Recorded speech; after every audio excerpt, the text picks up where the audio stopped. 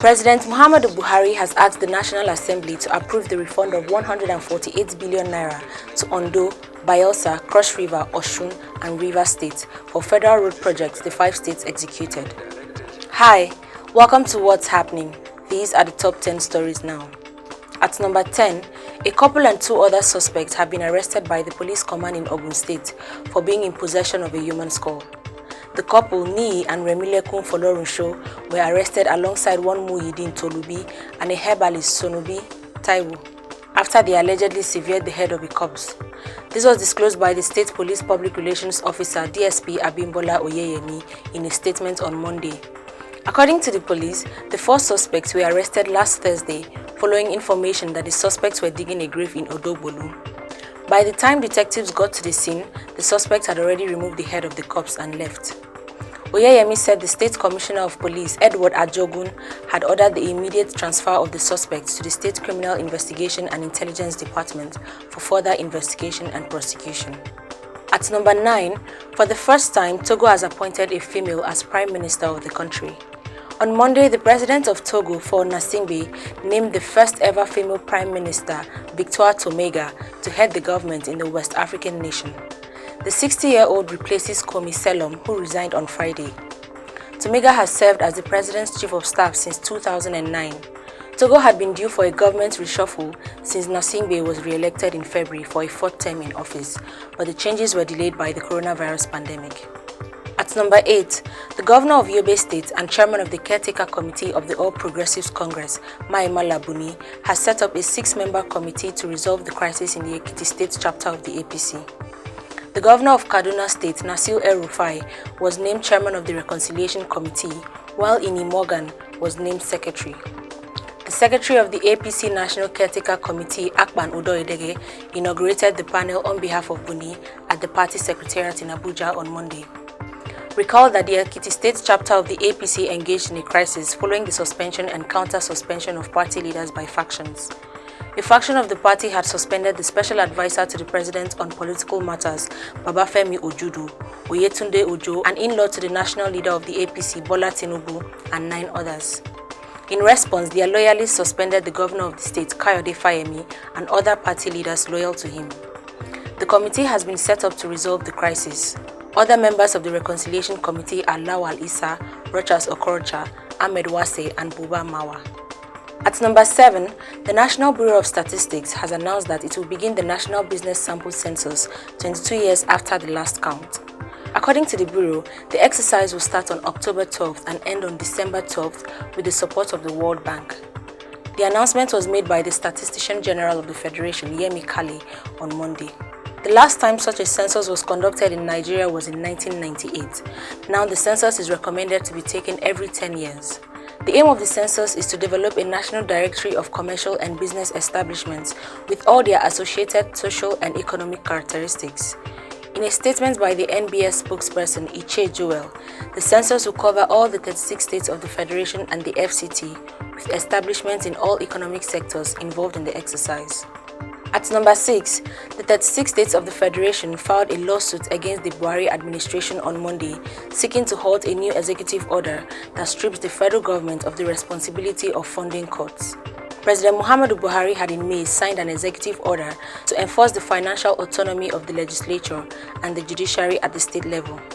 But the state said in the lawsuit that the federal government is forcing its responsibility of funding both the capital and recurrent expenditures of the state high courts, Sharia Court of Appeal, and the Customary Court of Appeal on the state government. The lawsuit filed at the Supreme Court Abuja is backed by 9 senior advocates of Nigeria and 6 lawyers, led by a former president of the Nigerian Bar Association, Augustine Elege, who described the executive order as the federal government's unlawful action to escape being responsible for funding the courts. The attorneys behind the suit are seeking an injunction that will block the order from being effected.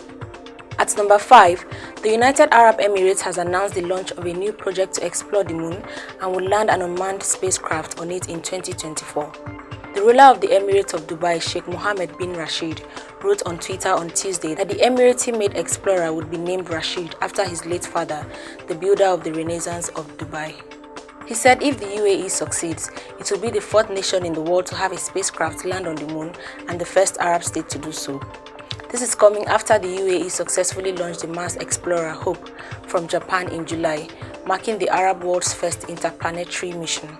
The probe should take 7 months to reach Mars, where it is expected to spend 2 years in orbit, capturing images and studying the planet's atmosphere and changing seasons. At number 4, the Minister of Humanitarian Affairs, Disaster Management and Social Development, Sadiya Umar Farouk, has denied the allegation that her ministry was part of the 2.67 billion naira school feeding fund uncovered by the Independent Corrupt Practices and Other Related Offences Commission. Reacting to the allegation in a statement signed by her Special Assistant on Media and Publicity, Nneka Anibeze, Farouk argued that the federal government colleges school feeding is different from the homegrown school feeding, which is one of its social investment programs. She also asked the ICPC to publish the names of persons, federal colleges and school heads that have been found to be associated with the missing funds, and also freeze the accounts where the said funds were diverted. At number 3, on Tuesday, a High Court in Jos dismissed an application by the former Deputy Governor of the Central Bank of Nigeria, Dr. Obadiah Milafia, seeking to stop police from investigating him. Milafia was invited by the police for questioning at the force headquarters in Abuja last month. This was after his interview with Nigeria Info FM, where he hinted that the current governor was the leader of Boko Haram terrorist group. The DSS had invited Milafia to their office in Jos 3 times for questioning on the issue. The police said the invitation to the force headquarters was based on investigating a case in which Milafia's name featured prominently, hence the summons. But Milafia declined the invitation and approached the Jos High Court seeking to restrain the police. The application was dismissed. At number 2, the federal government has declared Thursday, October 1st as public holiday to mark the nation's 60th independence anniversary. The declaration was made by the Minister of Interior, Ugbeni Rauf Aregbesola, in a statement by the ministry's permanent secretary, Georgina Ehuria, on behalf of the federal government. He congratulated all Nigerians on the celebration of the Diamond Jubilee and assured of the government's unwavering commitment to the socio-economic transformation of the country.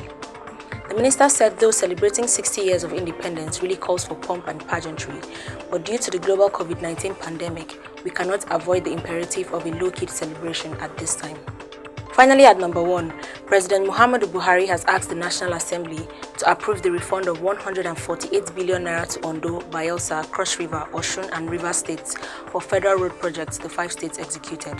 This was made known on Tuesday in a letter sent to the Speaker of the House of Representatives, Femi Gbajabiamila, and read on the floor of the House.